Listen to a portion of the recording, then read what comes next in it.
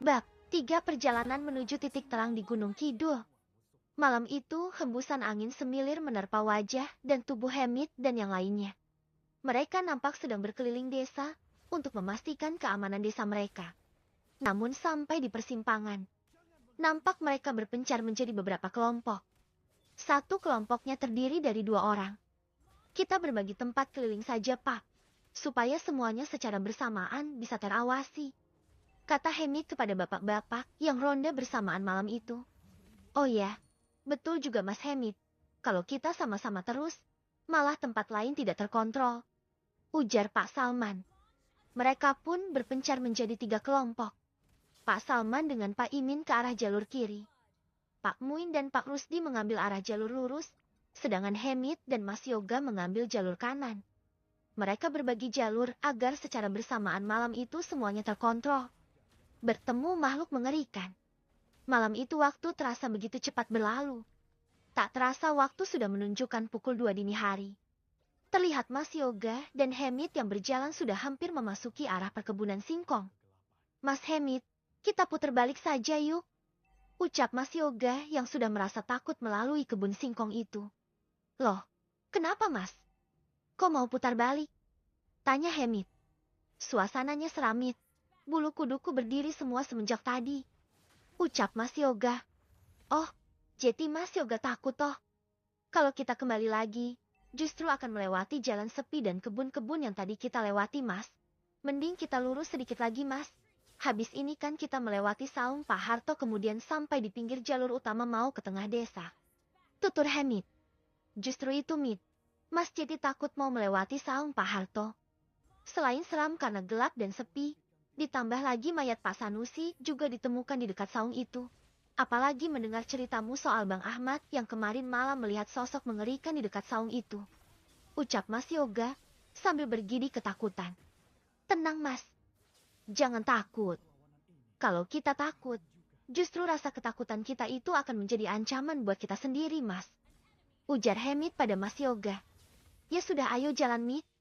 Mudah-mudahan tidak ada apa-apa, jawab Mas Yoga pada Hamid. Mereka pun terus melangkah ke depan. Dari kejauhan nampak sebuah bangunan yang tersorot cahaya sentar mereka. Bangunan itu berdiri menghadap mereka. Atapnya dari ijuk, dindingnya dari geribik, serta tiang-tiangnya dari batang bambu yang masih bulak. Ya, itu adalah saungnya Pak Harto. Memang tidak ada orang di saung itu, sehingga nampak sangat gelap. Saung itu biasanya hanya dipakai Pak Harto beristirahat kalau habis memanen singkong, dan tidak pernah dipakai menginap. Mid, jantungku berdebar kencang. Bulu kuduku berdiri semua. Firasatku mengatakan ada hal yang mengerikan di sana, ucap Mas Yoga sambil berjalan. Tenang Mas, tenang. Insya Allah gak ada apa-apa Mas, ucap Hamid. Terlihat, saung itu semakin dekat. Bahkan kini Mas Yoga hanya berada di belakang Hamid. Dia takut untuk berjalan lebih dulu. Tiba-tiba, Hamid berhenti. Matanya tertuju pada pohon singkong yang bergoyang-goyang, seakan-akan ada yang menabraki dan ingin keluar dari kebun singkong itu. Hamid terdiam sebentar, mengamati. Hewan apa itu ya Mas Yoga? Tanya Hamid penasaran. Aku juga gak tahu Mas Hamid. Hati-hati Mas, jawab Mas Yoga sambil bergidik di belakang Hamid. Tiba-tiba makhluk itu keluar, sangat mengerikan. Tubuhnya dibalut bulu tebal, matanya merah menyala-nyala, kukunya hitam dan panjang. Makhluk itu meneriakkan, daging, hara, daging. Hamid dan Mas Yoga terkejut. Sontak saja Mas Yoga segera akan berlari, namun dicegah oleh Hamid. Jangan Mas, jangan lari. Jangan melakukan gerakan-gerakan yang justru akan memancing makhluk itu untuk memangsa kita, ujar Hamid. Tete, tapi Mid, aku gak sanggup Mid. Seluruh tubuhku sudah bergetar, jawab Mas Yoga sambil berpenggangan pada bahu Hamid. Hamid dapat merasakan gemetarnya tubuh Mas Yoga yang seakan-akan akan segera pingsan itu. Siapa kau? Apa maumu? Bentak Hamid pada makhluk itu. Makhluk itu tiba-tiba menyerang ke arah mereka. Dia mengarahkan kuku tajamnya itu kepada mereka berdua. Namun di luar dugaan, hal aneh pun terjadi.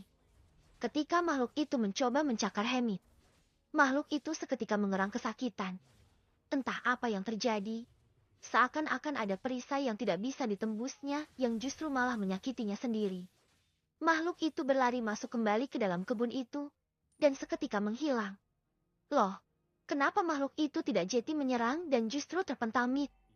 Mas Yoga yang terkejut bertanya pada Hemit. Aku gak tahu mas. Aku juga bingung. Padahal kita tidak ngapa-ngapain. Jawab Hemit yang juga kebingungan dengan hal tersebut. Mas Yoga dan Hemit pun tercengang melihat itu.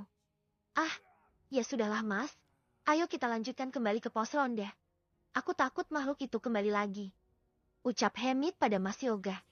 Ayo Mit. Alhamdulillah kita selamat dari serangan makhluk itu ya Mit. Ujar Mas Yoga. Iya mas. Alhamdulillah. Jawab Hemit sambil masih merasa bingung. Kemudian mereka lanjutkan berjalan memasuki jalan utama yang akan menuju langsung ke tengah desa Kaliprogo. Tak berselang lama, sampailah mereka di pos ronda.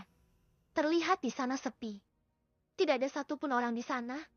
Mungkin bapak-bapak tadi sudah pulang. Atau mungkin mereka masih berkeliling. Lah, kok sepi ya Mit? Apa mereka udah pulang ya? Tanya Mas Yoga. Gak tahu mas. Atau mungkin mereka masih keliling mas. Jawab Hemit. Kemudian Mas Yoga dan Hemit pun mengobrol di pos itu. Mereka berdua terlihat begitu akrab sekarang. Justru kini Mas Yoga sudah mulai memanggil Hemit dengan sebutan nama saja tanpa ada embel-embel mas lagi di depannya. Semenjak tadi di kebun Pak Harto, Mas Yoga sudah terbiasa memanggilnya dengan menyebut namanya saja. Mit, aku kok masih kepikiran yo, tadi makhluk itu kenapa bisa terpental? Ujar Mas Yoga yang penasaran. Aku juga gak tahu mas, ada apa sebenarnya? Jawab Hemit yang juga masih kebingungan. Kamu punya ilmu apa Mit? Tanya Mas Yoga. Ilmu apa mas? Toh tadi juga kita diam saja pas diserang makhluk itu. Tahu-tahu dia mental sendiri kan? Jawab Hemit. Tapi jujur mas, semenjak bapak meninggal 3 tahun lalu, aku bisa melihat makhluk-makhluk gaib bahkan benda-benda gaib mas. Ucap Hemit mencoba menceritakan apa yang dialaminya. Weleh-weleh, kamu ini orang terpilih Mit. Pantesan makhluk itu bisa terpental tadi. Ucap Mas Yoga. Hemit yang penasaran dengan apa yang dikatakan Mas Yoga pun bertanya. Orang terpilih bagaimana maksudnya mas? Tanya Hemit serius. Iya Mit, orang terpilih itu orang-orang yang punya kelebihan atau indera keenam.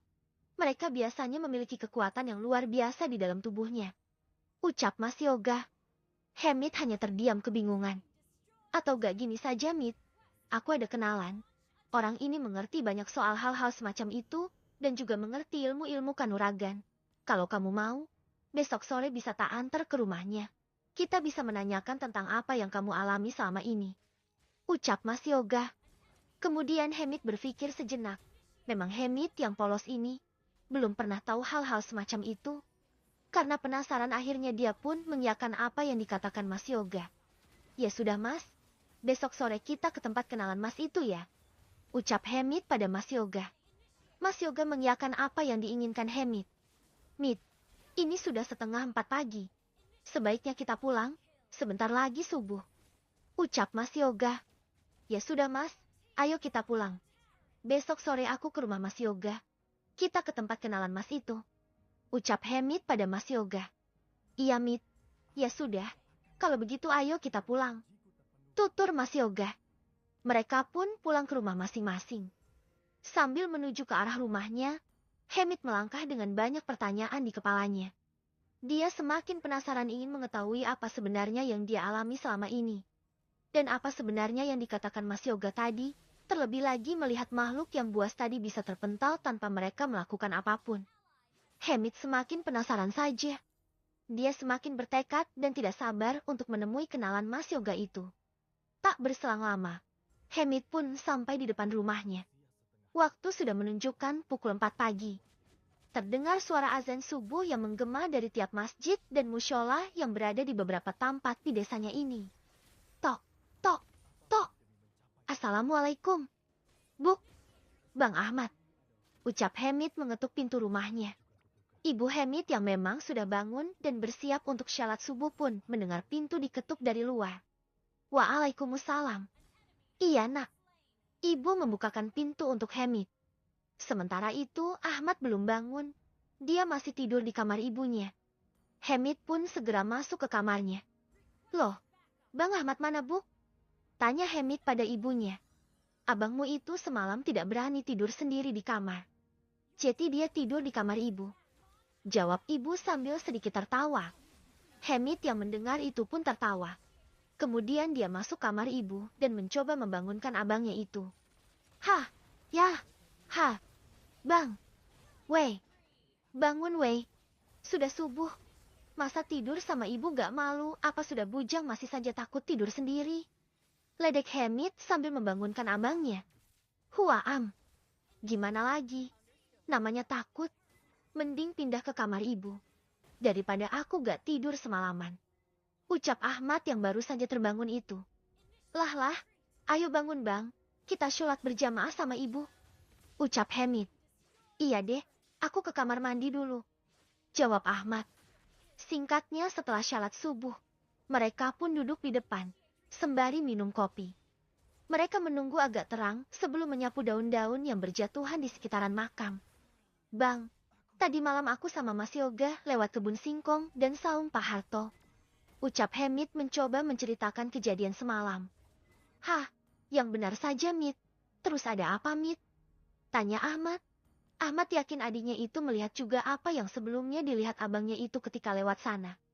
Ternyata, kata orang-orang yang ronda semalam, almarhum Pak Sanusi itu mayatnya ditemukan di dekat saung Pak Harto Bang. Sepertinya dia bukan dibunuh orang. Kata Hamid. Ahmad mengingat malam itu. Makhluk yang dia lihat sedang memakan daging basah itu. Artinya dia saat itu sedang memakan jeroan Pak Sanusi. Tapi karena dia ketakutan, dia langsung kabur. Jadi dia tidak melihat kalau yang dimakan itu adalah Pak Sanusi. Artinya, yang dimakan makhluk mengerikan itu adalah almarhum Pak Sanusi dong dek. Ucap Ahmad tegang. Iya mas, dan tadi malam. Tahu gak mas, aku sama Mas Yoga ketemu makhluk itu. Dia hendak menyerang kami. Tapi anehnya tiba-tiba makhluk itu terpental dengan sendirinya. Kemudian dia kabur bang. Ucap Hamid menerangkan. Hah? Serius kamu dek? Kok bisa? Tanya Ahmad penasaran. Gak tahu bang, aku juga masih bingung. Kok bisa? Ucap Hamid.